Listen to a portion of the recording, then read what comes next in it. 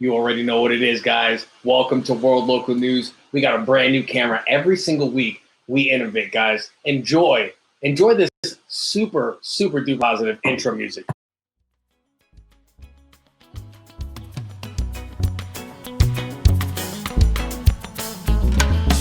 Welcome to World Local News.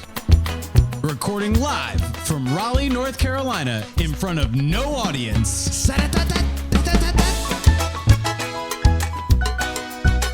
World Local News, 80% news, 20% bullshit. You've got questions? So do we. Like my grandmother always says, don't knock it till you try it 8 times. I'm not wearing pants. World Local News, everything is fucked.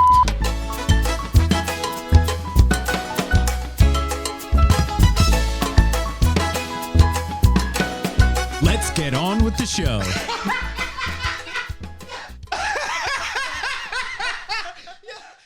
Welcome to World Local News, guys. I hope that intro music made you feel positive. I'm your host, Freddie Beloy. This is my co-host, Greg Perlman. Greg, what is going on, man? What is up? Man, I'm just smiling. I love it. I like it. You know why I'm smiling too? Wait, Because did you say I love you? I did say I love you. You know why? Because at this moment, people should be subscribing to the YouTube channel, subscribing to the podcast if you haven't, and sharing it with your friend. We're on episode 5. You know what else they should do? They should go back and watch the older videos, and they should like those. Absolutely. And they should share them with their friends. I think so too. Because as the poet Christopher Wallace once said, and some people at home might know him as Notorious B.I.G., he said, spread love. It's the Brooklyn way. And why can't it be the way of everyone? You guys know where Brooklyn is? You know where Brooklyn is, Greg? I mean, I know that there are songs where one guy is very confused and all he yells is, where Brooklyn at? Well, Brooklyn's in America. So spreading love and helping people achieve their dreams, that's probably the most American thing you can do. So go ahead and share World Local News and let people know what's up. Greg. I wonder if that guy ever found out where Brooklyn was, though. You know that song? Where Brooklyn at? Where Brooklyn? Like, someone should have helped him. What if he was recording and just going through like a mental lapse and he's like, I really don't remember where this shit at, dog. Like, it was definitely where Brooklyn at? It was definitely pre-smartphones. If he had like the camera on his face in the booth, like he's like looking at everybody like, where's it at? No, where's it at? He's like, no. This is not the song. Like, where is it? Stop dancing. I need to know where Brooklyn's at. Yeah, where is it? Greg, what's up, man? Let's catch up for the week. How's everything? Well, it sounds like you had a fun weekend. I did. I had a weekend of friendship, and what a weekend of friendship is where you just hang out, and you know those weekends, bro, where you feel warm on the inside. There's those moments where you're just sitting there hanging out, maybe the sunset, and then you're like, fuck, this is what it's about. I had those moments a ton throughout. So hung out with like old friends, hung out with new friends. Our buddy Christian, who's a guest on the Fred Talk podcast, one of the very early guests. Him and I ended up. I know him. Yeah. Turns out I'm friends with him as well. Well, that's a nice shameless plug for your podcast. Well, yeah, I'm like, you know our mutual friend, the one that was on my podcast. Yeah. Shout out if you haven't listened to Freddie's podcast, Fred Talk. New episode dropped today. What's today? October 20th. Today's the 19th. I have no idea where we are or when we are. New episode dropped today on YouTube. Check it out. It's a DoloCast. Give you guys my opinions on like COVID and we catch up and all that stuff. All right. Well, enough about that. Tell me about friendship. So the reason of friendship is one of my favorites. Yeah. The reason I said that was because people don't know who Christian is. So I wanted to give some frame of reference. So what I would like to describe Christian as a near 40 emerging TikTok star. YouTube coach. Yeah. I mean, if you've seen his lip sync videos that he posts on his social media, I mean, the dude's about to blow up. Yeah. If I know anything about TikTok, it's that if you lip sync, you have a chance to go. If you post 2 videos a day doing something, you're bound to get some traction. If you can be consistent, that's like one of the biggest things. So yeah, hung out with him, which was great. Him and I became friends through the podcast, and we stayed in touch. One of those guys that inner circle people that over the past couple of years, along with you, that I feel like have make me a better person, kind of thing, and stuff like that. And then we met new friends too. There was a friend's birthday There were some new friends. We hung out. We did karaoke. It was just freaking good vibes all weekend. When I have really good weekends like that, I take that energy into the next week. Yeah, it's great. Especially in these times. Yeah. Because you don't, when's the next one going to happen? Yeah. Now, what was, I did see some of the footage. We'll call it COVID karaoke. What was that like? I've never done karaoke in someone's home. It's always been, out and about. Well, first of all, this fucking hat I think is a little too hot. So I'm going to go ahead and pop that off. Look at that, baby. Yeah, bro. This is what I see. Now we got bald head. Look at that. Bald head with this camera quality, guys. Yeah, this is what we want. This is what we want. This aerodynamic. So karaoke in the time of COVID was good when you got Disney songs, right? Yeah. All right. I hit them with the Colors of the Wind. Ooh. Pocahontas. Classic.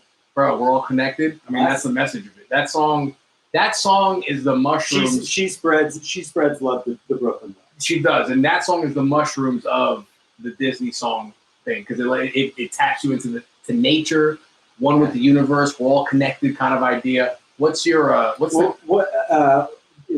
that's not the same song as Paint with All the Colors of the Wind? Yeah, Colors of the Wind. No, it's the same song. Yeah. I mean, what a classic. Who sang that? Vanessa, what's her face? Julie Kuhn is her name. Kuhn. Okay. Well, are we gonna have to cancel Disney? Disney already? I believe it's pronounced Kun. See, that's not even careful now. Careful now. Careful. All right. Well, the last name is spelled Kuhn. So whatever, it's Kuhn or Kun. Either way, you're walking the line. Yeah, it's a tightrope. Yeah. So karaoke was awesome. That's the first time I drank in like a month. Which that's about, give me one day a month where I get kind of drunk, and it was one of those nights where it was worth the hangover. Felt like dick for a couple of days, but I'm back. And welcome back. Yeah, thanks, dude. One of those nights we went on a walk as well. We did go on a walk. You and Christian talked about sports, which is interesting because I don't watch sports at all, but I got to learn. So now I remember what you tell me, and then I regurgitate that to other people and pretend like I know what I'm talking about. I mean, that's the world local news. I got you 80% of the way there. Just to fit in, yeah.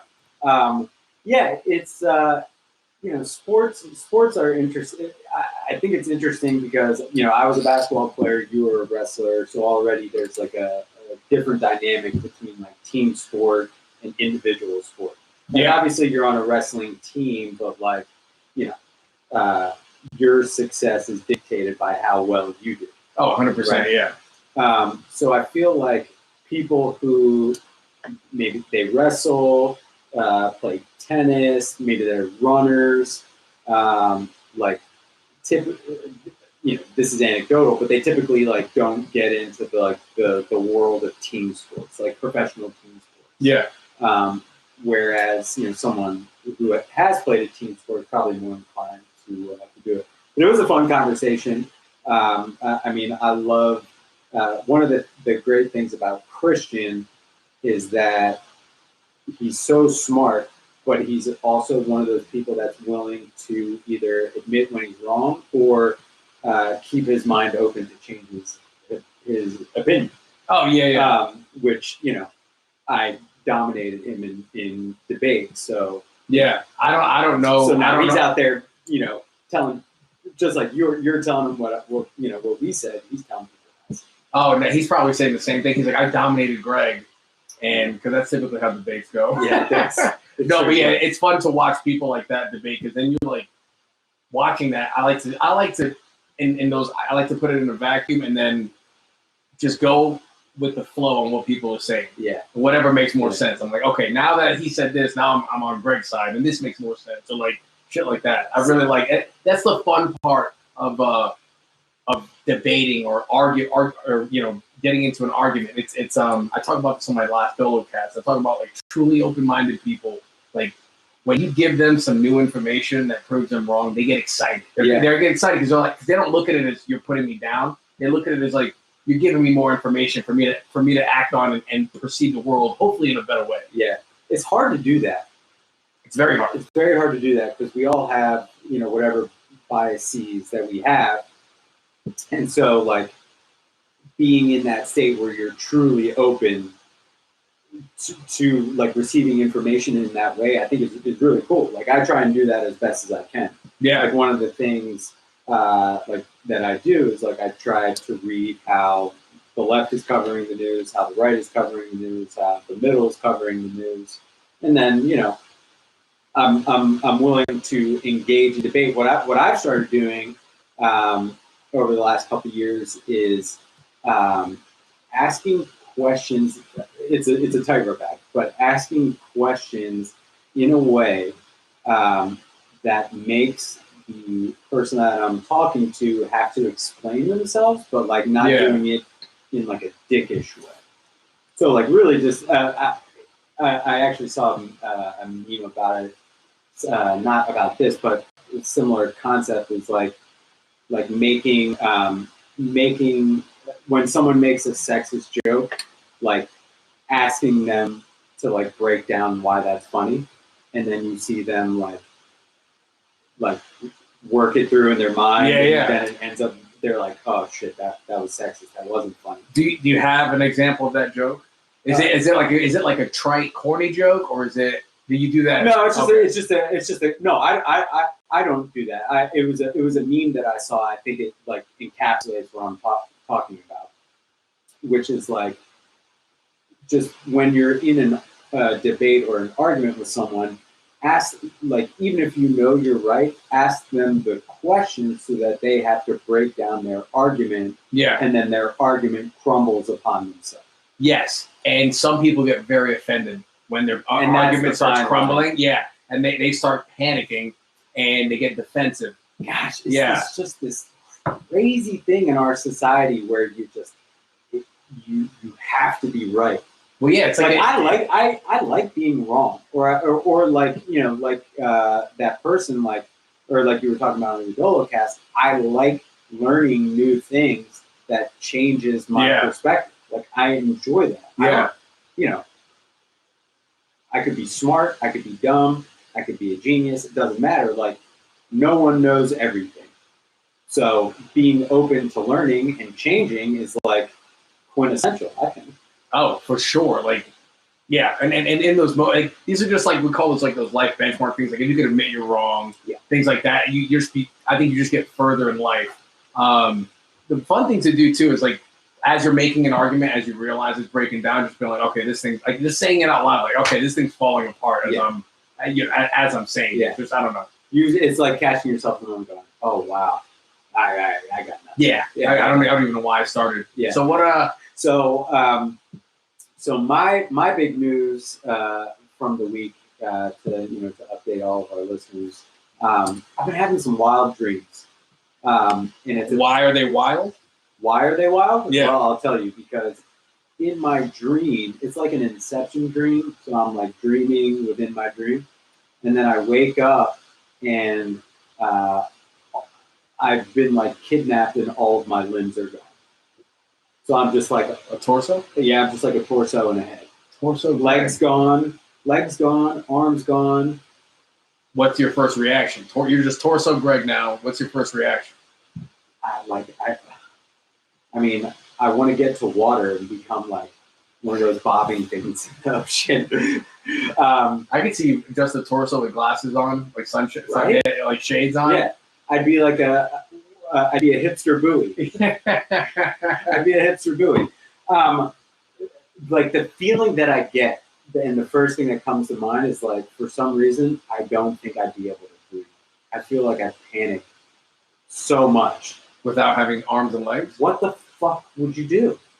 So someone I guess it's a nightmare really, but like someone comes in, I'm awake in my dream, they drug me, I'm asleep.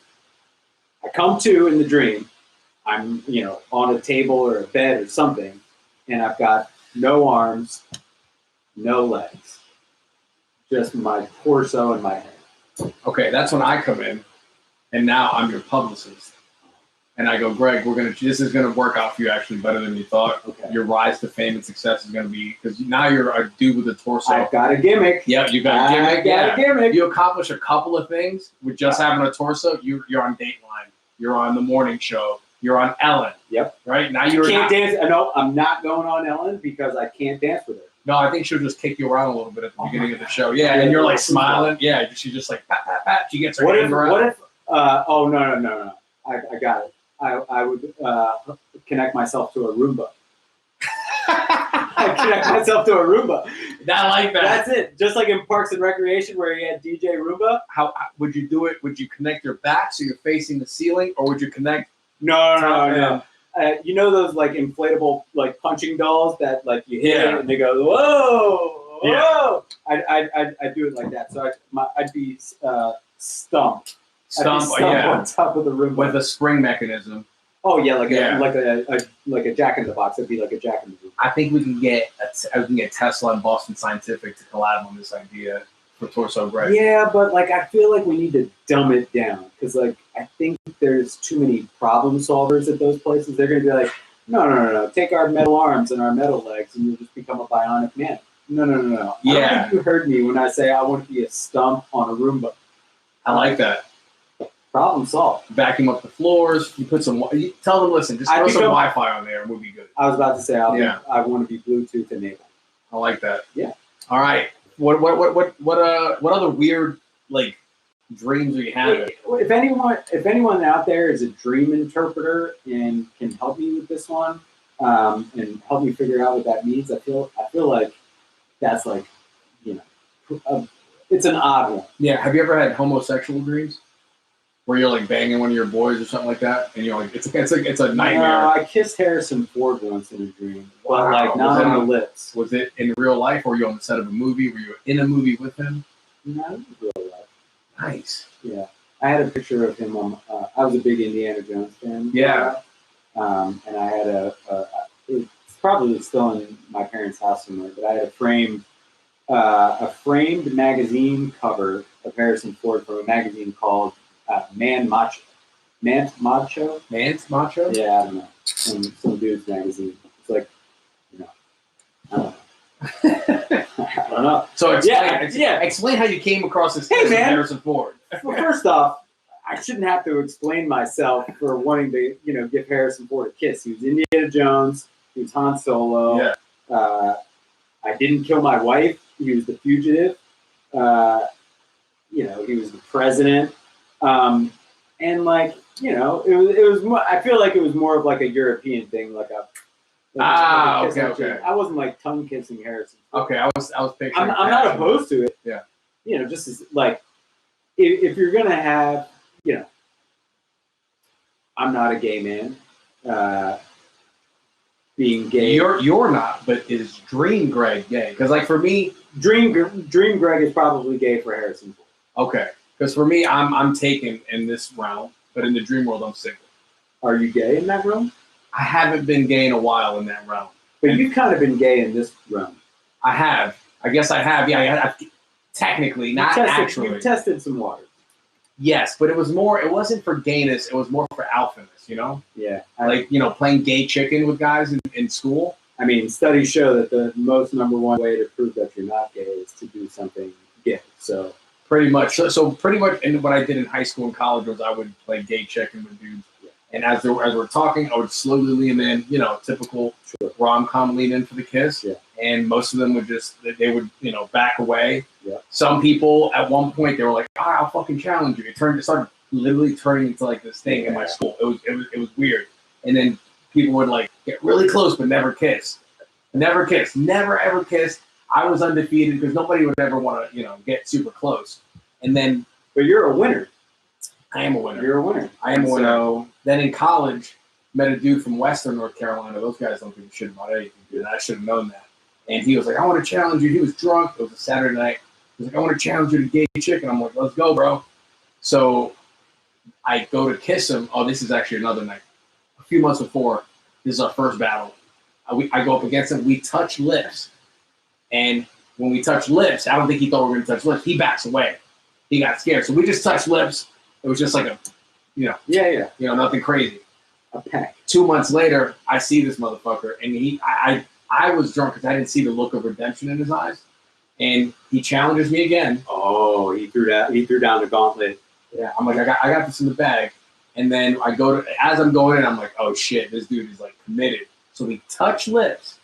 And then after we touch lips, I'm like, fuck it. I'm going to take it to the next level. I'm going to stick my tongue in his mouth because that's going to make him back away. And then I went and gave chicken. And that means I'm, I don't know what that means. Yeah. I don't know either. So I go and I stick my tongue in his mouth, and then he sticks his tongue. So now our tongues are wrapped. Your tongue We're two straight men tongue kissing. So it's not like the tongues aren't. At this point, it's not gay chicken. It's just gay. It's just rough. Like for like I would say 2 seconds, we tongue wrestled. So two dudes that know wrestling, tongue wrestling, and then I back out. So that was my last. That was the last time I played gay chicken. I was like, okay, this is who is this for? What's your memory like of the kiss?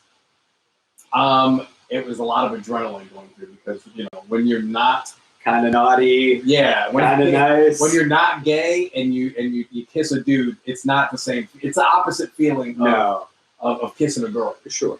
Yeah. Well, so, even with whoever you're into. This was drunk too. I mean, I don't think alcohol, changes your genetic makeup, but hey. So I didn't play gay chicken with Harrison Ford, but I definitely I gave him a passionate kiss on the cheek, and he was cool with it, and it was like a mutual respect. You know what I mean? That's good. I mean, I think that's the only. I dream about Whitney Houston a lot. Why? She's the first crush that I can. First off, how dare you? How dare you? You asked me why Harrison Ford would be my gay dream. Yeah. And why I dream of Whitney Houston. I mean, two beautiful people. Give me some credit. But dreaming of Whitney is weird. I think about Whitney probably twice a week though. I have this corny joke in the operating room when I'm at work. Yeah. And if I don't have lead, but somebody else, I get behind them. They'll be like, get behind me. I'm like, all right, cool. I get behind them. I'm like Kevin Costner in The Bodyguard. That's like my go-to. Oh, that's nice. Yeah, it's a good one. Man. Yeah. Okay, so Whitney. I mean, that's nice. That's just good salesmanship. So why Whitney Houston? She's the first crush that I can remember, and I only remember her in my memory of her '80s era, where I want to dance with somebody. Oh man, unreal. And Whitney Houston and The Bodyguard. I mean, those are. I never wanted to be Kevin Costner so badly in my life. I just remember my mom really liking those movies, so that movie holds a special place in my heart. Yeah, that's a good one. So that's guys, light up the chat. We got the chat. The computer's close to us now because we have a fancy camera. I mean, we got it all set up. Yeah, feel free to hit up the live chat. If you're listening to this later, make sure you join us on the live chat. That way you can ask us questions. We're gonna move into to the body here of the episode. I guess we just caught up. Yeah. Well, you touched on it this weekend pretty heavily with your karaoke, Disney karaoke. But news story came out in the last couple of days that Disney Plus, the on-demand video service, streaming service for Disney, is now putting labels on all of their titles if it contains insensitive, racist, or sexist overtones. Okay, so that's almost every Disney. Pretty much, right? Everyone. So what are they, it's like a trigger warning for stereotypes or something like that, right? Was the yeah. The answer is yes, and I don't necessarily think it's a bad thing, but it also just makes me wonder, what can't people figure it out themselves? Does everything need to be plastered with a label? It feels like a lot of it feels like an overcorrection, especially when every single movie that you made, probably prior to 2019, probably has some racist or sexist or bad overtones. Yeah, Walt Disney was an anti-Semite. I think people forget that. He was Walt Disney was not a great guy. Yeah, didn't he have Nazi memorabilia? He was he did not. Yeah, I don't know. Yeah. This is an area I actually don't know. I don't know if that's conspiracy theory or if it's actual fact. Yeah, he said he's cryopreserved his body to. I dig that. He wants to be thawed out when there's no more Jews around. Is what I heard. Oh wow. Yeah, I heard that from a source. Well, it's going to be a rough cryo period Right? for him because Jews have, They bounce back hard, we bro. have staying power. Yeah. I'm We're fighting for the the great- Jews' rights. We're the cradle of civilization, baby. 100%, dude. Well, black people, Then- but Africa, but Everybody's got the hey, we were first. The Vikings are like actually. everyone thinks they're the star of their own movie. Yeah, the best countries are the ones that know their place. Like Dominicans were never claimed to like we were the first people or anything like that. Like, Just happy to be here, guys. yeah. Just happy to be here. Just want some, Yeah, white people are always competing for supremacy. Yeah. Look, white people are like actually Vikings were the first ones to do dreadlocks. Well, actually, though, if you know Norse mythology, then you know. Yeah, I mean, pretty much every Disney title right now, if you go and watch it, I think one of the examples that they used was the Peter Pan cartoon, which I would assume, it's surprising that more pirates haven't come out to speak out against their portrayal in Peter Pan. I mean, because boy, does it really stereotype pirates, and I don't think that's talked about enough. But also, the Native Americans. What was Peter Pan? Was he like an elf or like was he just? I think was Peter Pan a pedophile? Was he? He's always luring kids to his island. Oh, that's right. Is that the Jeffrey Epstein story? Is Peter Pan Jeffrey Epstein? You heard it here first. Guys. Wow, You this heard it is here first. breaking news. Wow, dude. I always wonder with some of those jokes that we do. I'm like, I hope people can understand that was a joke and that's not actual. That's 20% bullshit. I'm not kidding. I'm not kidding. Peter Pan might be Jeffrey Epstein. No, it's a joke. But I mean, I think Peter Pan might be he's luring kids. Yeah. He's luring kids. He's luring. I mean, it's got shades of Michael Jackson bringing kids to Neverland. I think this is based off of like some old German tale about Here we go with the Germans. Yeah, with some fiddler that like lures kids with his music. Oh, the Pied Piper. Is that that's a different one. See, that's racist. Germans, you get a pass on that one. Germans, you get a pass. I try to throw the Germans under the bus here. So other than the portrayal of their stereotypical portrayal of pirates and the unfair shake that they give them, obviously, the serious thing is how they portray Native Americans. But you play it forward. All right, now we're watching Beauty and the Beast, and I'm a candlestick enthusiast, and I don't like your French portrayal of the candlestick. What label are you going to stamp on that? That's true. Where does it stop? That's true because I like the portrayal of the traditional Frenchman in the Beast, and then they turn him into like a regular human. Yeah. Instead of a hairy Frenchman like he was at the beginning of the movie, most of the movie. That was to me that was his comfortable space. I know. Why in all of those movies like Captain Hook had Smee, like his What's Smee? Smee was the guy, his second in command. Why do What's his name? Smee? Why do they give Smee? Yeah, exactly. They because it's like one of the what is it, an onomatopoeia where it sounds like it's like a sound. Yeah. You look like a Smee. Yeah. But what was Gaston's little dude? I have no idea. None like Gaston and the dad. I didn't know he had a his little guy. Where they kind of have like a are they or aren't they like kind of thing. What was he? What? He was like his second in command. He was like his little errand boy. Oh man. Okay, moving on. Yeah. Yeah, that's the real important part.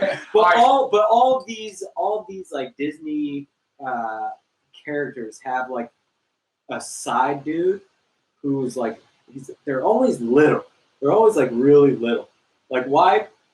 Like aren't there other ways? Like this is the problem with Disney. All right, Disney, if you're listening, you don't need to like show height disparities to say like I'm a villain or I'm a good guy or I'm like the schmuck of the group. Like we could all be the same size and learn in other ways. This is coming from a place. Yeah. There's. All right, we're moving on. We're moving on. Yeah, we're moving on, and it's a busy week. Busy next couple weeks leading up to the election. Hard segue. It's all right. So election is November 3rd. Yep. It's October. It is October 20th. I knew it. You tried to say it was the 19th, and it's the 20th. Oh, it's the 20th. All right. Neither one of us knows where we are. Before we get going, we always talked about telling people to vote. Oh yeah. But I also want to clarify because there's something I don't think you've said is like, if you don't want to vote, that's okay too. I know that's controversial, but I need to get crickets. All right. So what's before I react? What is your supporting argument for not voting? Because we as a people have been battered down for generations. I just mean American citizens. I'm not even going to go down to like the obvious, some of us are just in a Stockholm syndrome relationship with some of these politicians. And I think that, it sucks. We should vote, but I understand, like, if I could wave a magic wand, I would want everybody to vote. What I'm saying is that I understand the people that aren't voting, where they're like, man, fuck this shit. Like, they feel like the vote doesn't count because we've been lied to so much. So, I know a lot of times the reaction is like, well, fuck you. If you're not voting, you can't say shit, blah, blah, blah, this and that. I just want to say, I get why people don't vote, and for us, we're just kind of like nudging. I do. I 100% why I 100% get why people don't vote. I get that. But I won't encourage or persuade people not to vote. Yeah. All I'll say in rebuttal to that is, I think about all of the people who have been falsely imprisoned and convicted as felons, who lose their rights to vote, and how much it hurts when you don't have that right. Yeah. That just fuels me to want to vote, knowing that there are people in this country who did something wrong, paid a price, but can no longer participate in that part of our democracy. I've always found that as a weird rule. I wish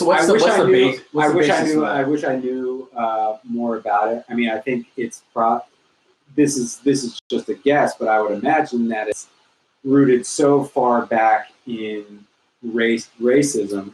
That's right. And that makes sense. And so if a black person counts as 3/5 of a person or whatever, you get arrested. You say, all right, well, you've been arrested of a crime, you can't vote. And then you create policies and procedures to incarcerate, black people, get them not to vote. It's a part of like the system of Sure. Makes sense. It's a tactic. It's a tactic similar to like gerrymandering. It's voter suppression. Yeah, I mean, I get it. If you don't want to vote, like in this election, and you see all of the craziness going on, like the battle with Trump nominating Amy Coney Barrett to the Supreme Court. Yep. You see GOP folks in California doing shady shit with ballot boxes. It's just the hyper polarized just nature of politics. I get. Yeah. But like I've said before, I won't tell you who to vote for. If you want to ask me who I'm voting for, ask me, and happy to have a conversation with you about it.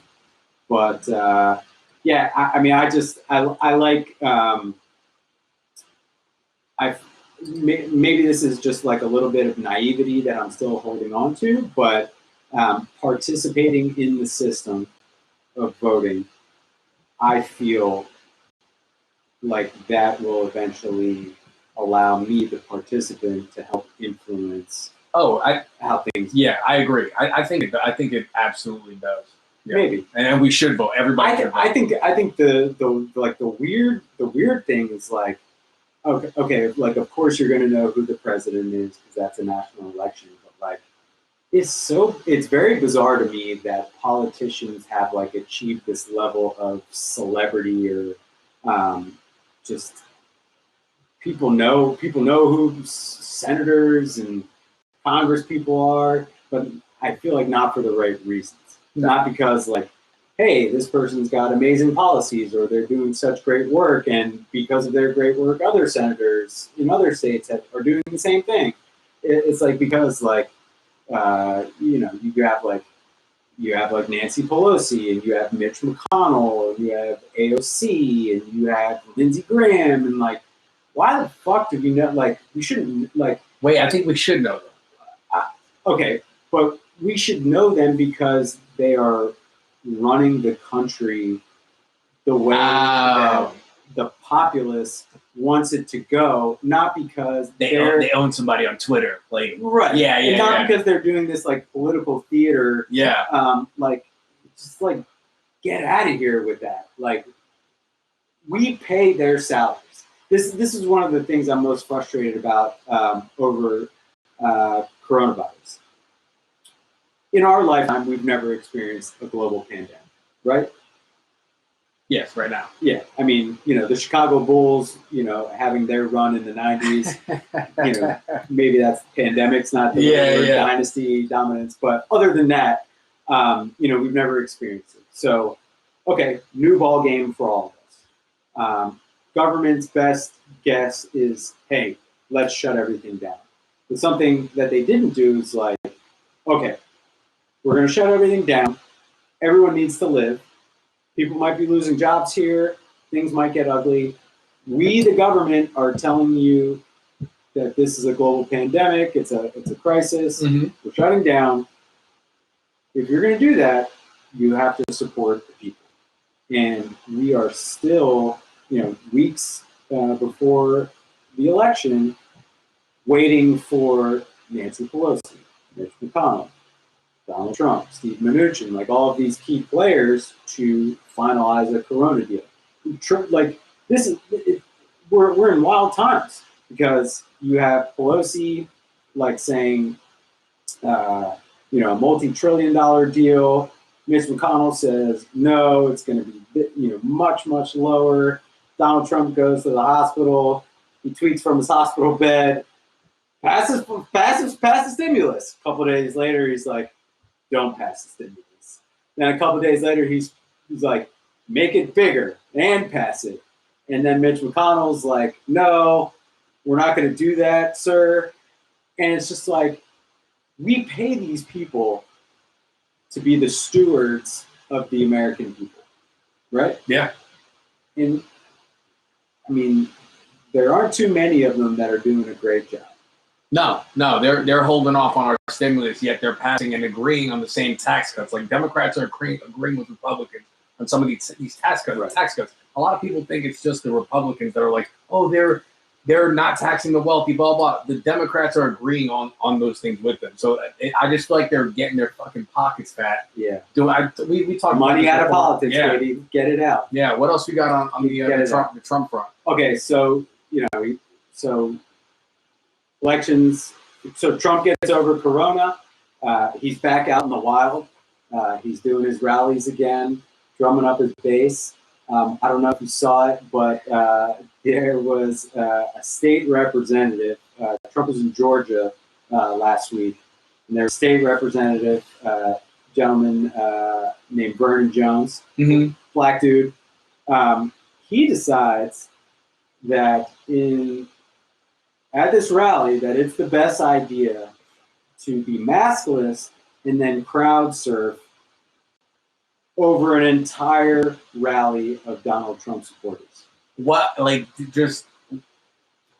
I mean, maybe he thought he was like Tyler the Creator or Kid Cudi or Travis Scott. I mean, and or Post Malone. He just went for it. I mean, that's a bold move. Yeah, you got. I mean, you have no fear. That's a testament to Trump. I hate to say that. I don't. Yeah. You guys know I'm not voting for Trump. I just got to call it how it is at the end of the day.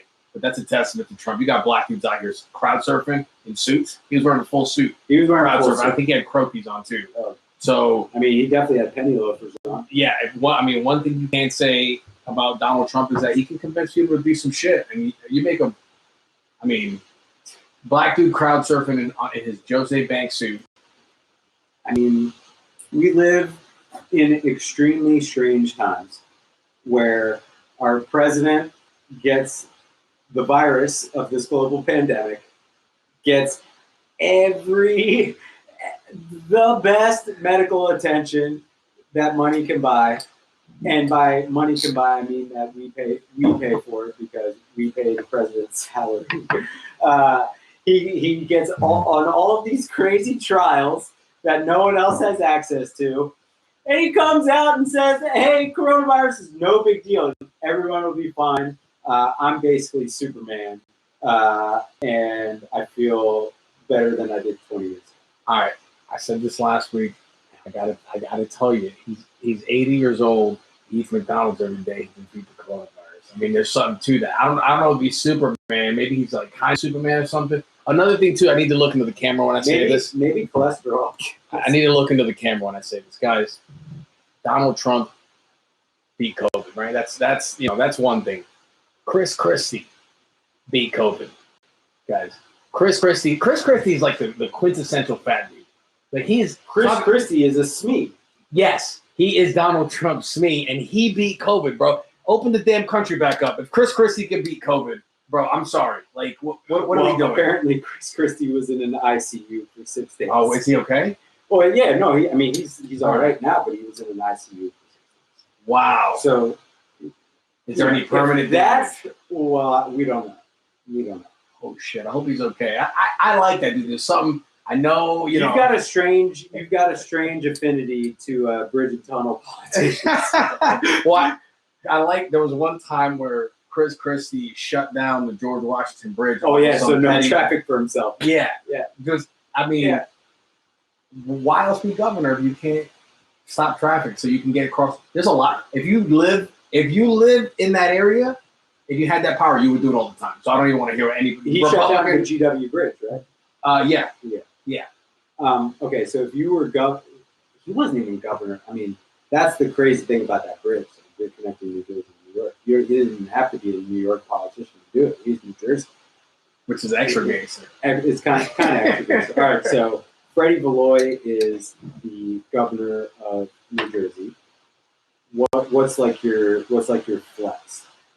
What's my flex? What's your GW Bridge flex? Oh, my GW Bridge flex, if I'm any governor, is I would incentivize martial artists to join the police force. I would incentivize ex-wrestlers, ex-Brazilian jiu-jitsu guys to join the police force, either through some financial incentive or benefits, because guys who know how to handle themselves, that you can keep calm in like high pressure situations. So if you know how to throw down, you would shoot less people by accident or because you're scared if you know how to take care of yourself. Okay. You gave a really thoughtful answer. Yeah. And I was like hoping you'd say, well, I'm going to shut down like the Empire State Building to like have like a rooftop dinner with my girlfriend or something. No. I'm talking governor. Flex here. I'm the governor of New Jersey. I would shut down Hoboken so I have a view of the city. You don't want to be in the Empire State Building. You want to be looking at it. You want to be in Hoboken. You want to be, I don't even know where else. So you're shutting down the city of Hoboken. Yeah, I'm putting everybody. You know how the Joker in his movie put people on ships in the middle of the water? All the citizens of Hoboken will be hanging. It's a flex. You're going to evacuate a city to have like a picnic view from the Hoboken shores. Well, all right. So hold on. I'm going to need some restaurants there. I mean, places like that. Places that I'm going to want to visit. Yeah, you've got your. You've got your. Oh, so you want to shut down the town for the day? I was going to shut down the whole town, but I'm going to need restaurants and businesses to be open. I'll wear a mask. Well, this is a fantasy, baby. Yeah. We don't need no mask. This ain't COVID times. Well, there's still COVID in this fantasy. For me, it's real. In this reality, Chris Christie doesn't survive. That's why I'm the governor. That's fair. So, now I don't have the confidence of Chris Christie beating Corona. so I'm a little scared. I wear the mask everywhere. That's my fault. I just like the record to show that in my fantasies, we're definitely over the global pandemic. Definitely over. Hey, speaking of bridge and tunnel politicians, your boy Rudy Giuliani is back in the news this week.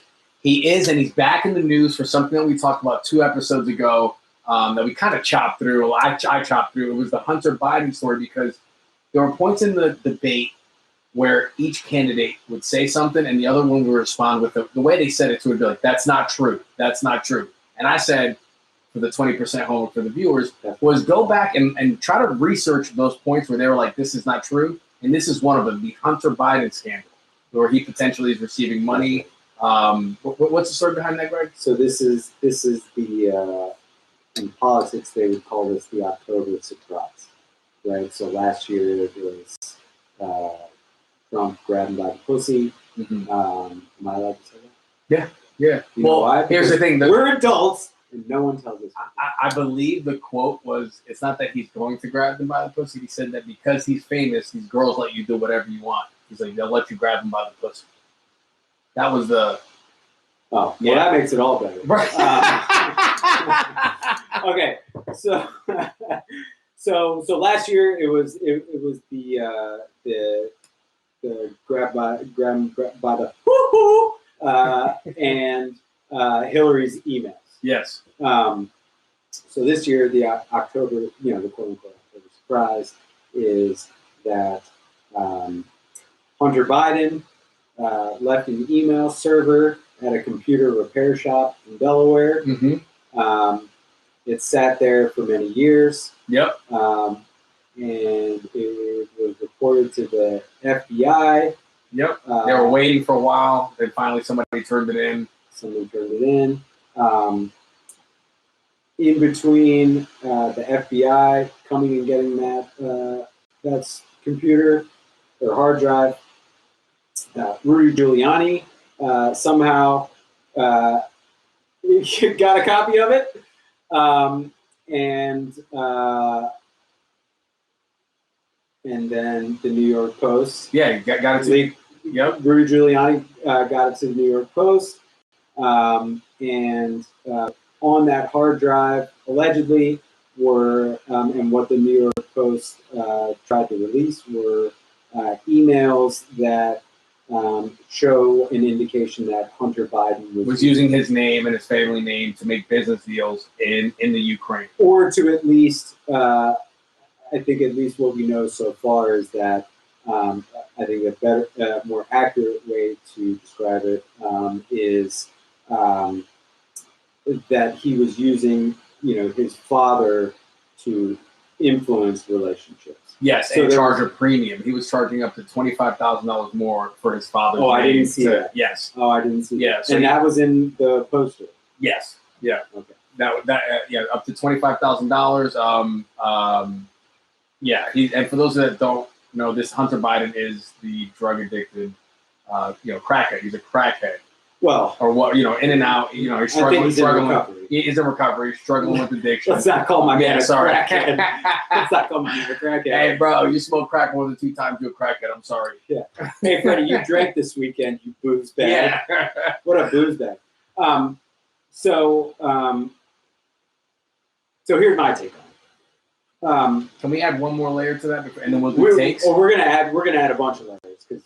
Yeah. So the thing with that too is that Facebook decided to not push the story out. A lot of the Twitter decided to not push the story out as well. Yeah. So go ahead. That let's keep that for the second half of this conversation because that's an important one. Okay.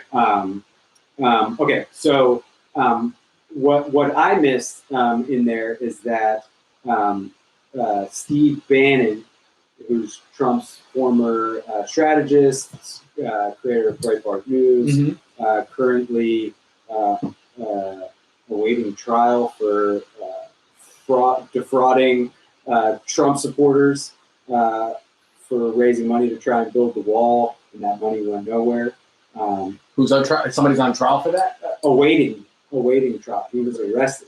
Oh, wow. Yeah. For that? Yeah. He and this other dude tried to they created a private group to build Trump's border wall, and they were funneling money to themselves, like millions and millions of dollars. Which is what you should do if someone's donating to the Trump border wall. Is just funnel the money to something else. Oh yeah, you reap what you sow. That was never going to happen. So Steve Bannon and one other guy, I can't remember who, but they are basically the conduit between this computer shop owner and Rudy Giuliani getting this hard drive. It would not surprise me one bit that Hunter Biden did, use the relationship of his father, to influence his business. It would not surprise me in one bit. It really would. Yeah. And I hate to use like a whataboutism, but like, I don't know if that really differs much from what Trump and his children have done. I agree with you. That's what I was thinking as you were talking. So the Biden campaign has come out and refuted the stories, and they've said, we've gone back and checked like our schedule logs, and he didn't meet with whoever it was that they leaked in the meeting. Yeah. So it wouldn't surprise me in one bit. However, it's super conspicuous, of course, the timing, a couple weeks before an election. And supposedly Rudy Giuliani has had this hard drive for quite some time. Yeah. You have our national security apparatus. It's now being reported that like went to Trump and was like, "Hey, dude, like Rudy Giuliani's getting worked by the Russians in the Ukraine." Is he? Well, I mean, that's what I'm not in our national security apparatus yet. We're going to get there. Yeah, I mean, if you're listening. But like, these are kind of like things that were like covered in the news, like while it was going on. Like Rudy Giuliani was like on TV, like being like, "Yo, Ukraine, what up? Like, I'm trying to get dirt on the Biden kid." And so that's bizarre and very strange. The New York Post, I believe, is owned by Rupert Murdoch, who's Fox News. Yep.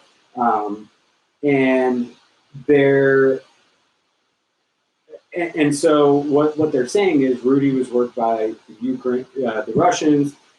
This hard drive might contain real information, but it also might contain a lot of fake information, and most credible journalists are being like, "Hey, New York Post, you didn't vet this in any type of way whatsoever. Mm-hmm. You didn't do any of the due diligence, and you just launched, a tabloid attack as a quote unquote credible news outlet a couple weeks before an election."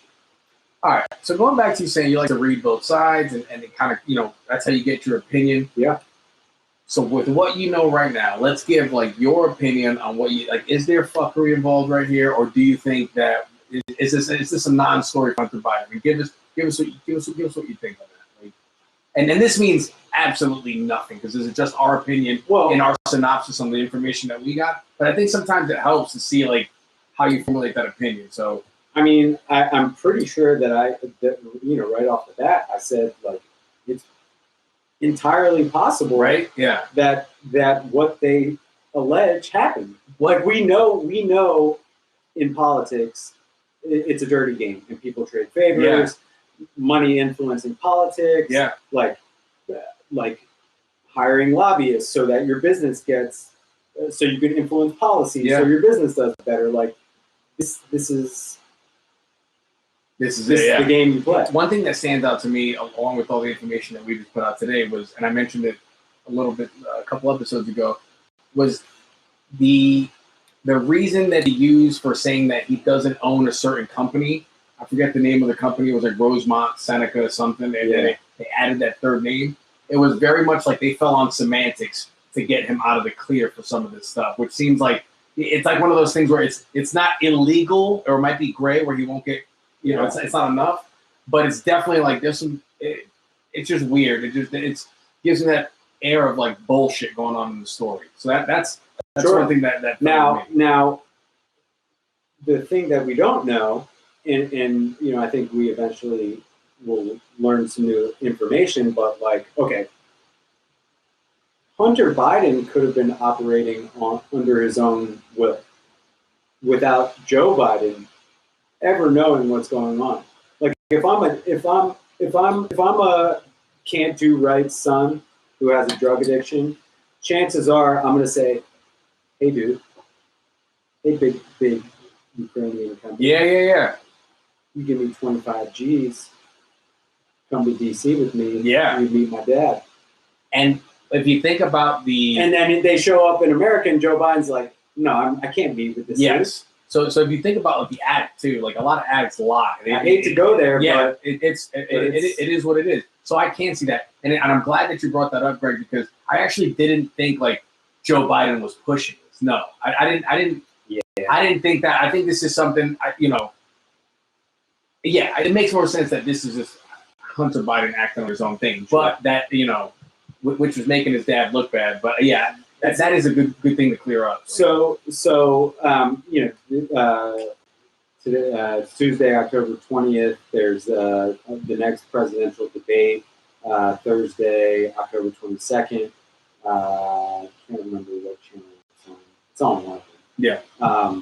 But one of the things that's super interesting is that Trump, the Trump campaign, and Trump himself, they tried to demand changes to the structure of the debate. So they tried to get foreign policy added to the topics. So obviously, okay. And I don't think that request was granted.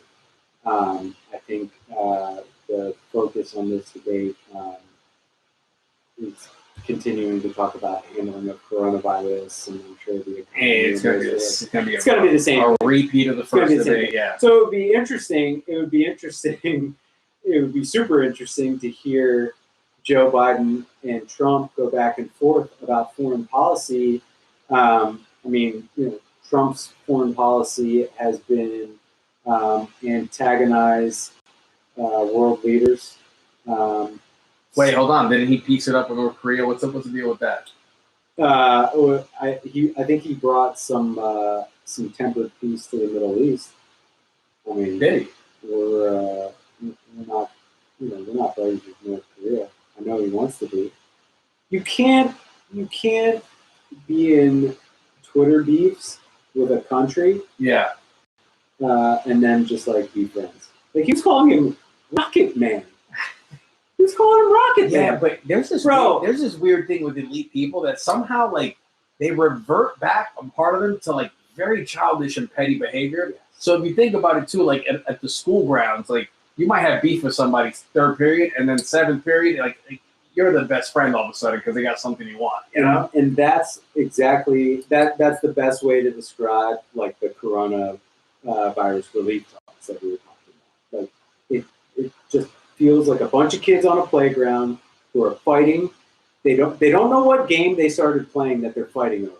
Yes, it's just And now, like there's not even any interest in coming together. It's just like, hey, let's just keep fighting. This is way more fun. Well, yeah, because then you get jacked up. You get that response. I think about some people who just use politics as a way to like inflame trauma responses, and it just gets them excited. It gets them stressed out, and that's how they grew up. They're comfortable feeling, and politics puts them in a nice place to feel like they're superior because maybe they read 2-3 extra books Dude, than a normal person. Like you are describing a family member of mine to yeah, and I used to like a couple years, I still engage every once in a while, but years ago I used to go back and forth with him all the time on Facebook because I thought we were engaging in like intelligent debate. Yeah. And then you just come to learn that like people like that are just spitting other people's thoughts and opinions, and they really don't think for themselves. And just as easily as they call other people sheep, it's like you don't realize that you're banging all over the place as well. All day, yeah. All day, every day. Yeah. Whenever I look at some shit I don't like whether it's people being, sheep or whatever, I don't ever look down on it because that could be me any day of the week. 100%. Right? You can't. You know what I do? I keep it moving. Yeah. Yeah. I keep it moving. It's a weird, like posting on social media. I get it. I do it. I've done it. I'll continue to do it. But commenting on someone's post takes a lot of effort, and to just like have your default switch be, hey, I'm gonna go antagonize, or hey, I'm gonna go talk shit, or hey, I'm just in this to like ruffle some feathers, and like stir the fucking pot. Man, there's like a little bit of a psychopath like element to that. There's something there. Not psychopath, it's sociopath. It's like we talked about earlier in the episode, man. We're in this Stockholm syndrome relationship with these politicians and these systems that we're working with, man. But World Local News is here to help you fight it. We're here to help. Greg, we're an hour in. What are the last words, man, for the episode? Well, okay, so I think the most exciting thing that's going to happen in this debate on Thursday is that we're going to get a mute button. Ooh, okay. We're going to get a mute button. We mentioned the mute button a couple episodes when we talked about possible solutions. I'm not saying that it was a World Local News idea that propelled them, but Time Magazine has probably called us the most influential news podcast in the history of podcasts. I don't like the mute button. All right, let's talk about it. I don't like it because it's going to cause more problems than we think. You shut his mic off or you shut his mic off and shit. It's going to be this whole, like, they tried to censor me. The liberal media doesn't want me to talk kind of thing. Do you want to know the rules? Yeah, let's do that. Okay. So that way I know what I'm talking about. Yeah. I like where you were going, and it makes sense because it's a smart argument that it could cause more disruption. But they're giving them the allotted time to answer the question, and the second their time is done, and in the transition of asking the next person the next question, they will be muted. So there will be no in those seconds. Yeah. Then when it's like the open discussion format or segment of the debate, mics will not be muted. So they'll only be muted when it is the candidate's specific time to answer a question. Okay. So the fear that you have, I think, will be assuaged. Okay. Oh, I like it. Well, I'm excited to see how. Then this could potentially change things a little bit because I don't think we'll get a carbon copy of the last debate. There might be something different. Boy, I hope not. Yeah. I don't know. I would say my last words for the upcoming debate is because it's going to be a shit show. It's going to be a train wreck. You got to look. There's always something to find and look for. So maybe start looking for the things that they don't say. The way they think about when they were like, that is a lie. That is not true. Like looking deeper into those things. Like if they're going hard on something, look into that shit. Because we're just with the Hunter Biden story, the Ukraine thing, what Trump said could potentially be, to me, it's leaning more towards like that could be a thing, but we don't know. Because we don't know. Yeah, we don't know. We don't know. I mean, dude, we had to sit through, an entire, the Mueller investigation. Yeah. And nothing came out of that. Well, nothing nothing happened now. It depends on your interpretation of the Mueller report. Like a lot of people on the left, I think, would say the way that he interpreted his findings left it into the hands of the House and the Senate to move forward with prosecution or impeachment or whatever they wanted to do. Yeah. And an additional part of that interpretation is that once Trump leaves office, he can be charged with some of the things that were contained within the Mueller report. Yeah. But the thing about the Mueller report is, like, how can anyone have any opinion whatsoever on it, because the entire thing was fucking redacted. Yeah. And so until Trump sits in front of people and testifies in front of Congress, and it's broadcast on public television, or he testifies in front of the Senate, like, we'll only have a morsel of the entire picture. And that's how I feel like the whole political system is. So that's why it's fucking pointless to disown your family members or your friends for these fucking politicians that are playing games with our lives. Those are my last words. Transcend the bullshit, guys. Come on. So my parting words is, if you can, in your own safe way, go visit the town of Friendship this weekend. Reach out to a close friend, a homie, a homegirl. Enjoy some time with someone that you care about. Yeah. Because this is all going to come to a crashing halt on November 3rd, and the Matrix will probably implode, and people will start taking the red pill and the green pill at the same time. Yeah. They'll OD, and then they'll start selling their father's influence for $25K to Ukrainian companies. There we go. Another thing, one last thing before we can go. Keep going. We name all the things. No, just the dreams. If you see Harrison Ford in your dream, gentlemen, guys, straight dudes, don't be afraid to kiss him. Just because you're gay in the dream world doesn't mean you're gay in the real world. So just remember that, guys. If I see Harrison Ford again in my dream, I'm going for the Freddie Malloy tongue lock. You should. And then what I'm going to do is astral project myself into your dream. I'm going to watch you guys masturbate. Guys, that's been World Local News. Subscribe, rate, and review. Subscribe to the YouTube channel. Share with your friends, guys. We got a fancy camera. We got a fancy camera. We're innovating. Look at this. We got mugs. Look at that, mugs. Subscribe, rate, and review, guys. Thank you so much. Let's get out. We're gonna play the intro song. We're playing the intro as the outro. There we go, guys.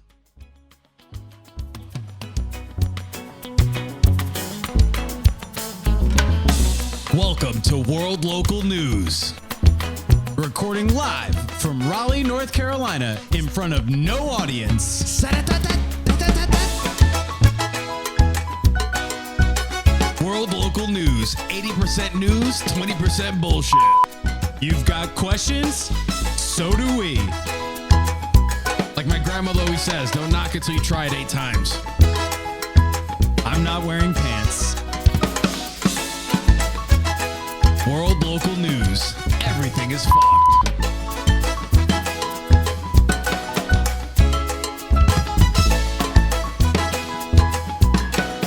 Let's get on with the show.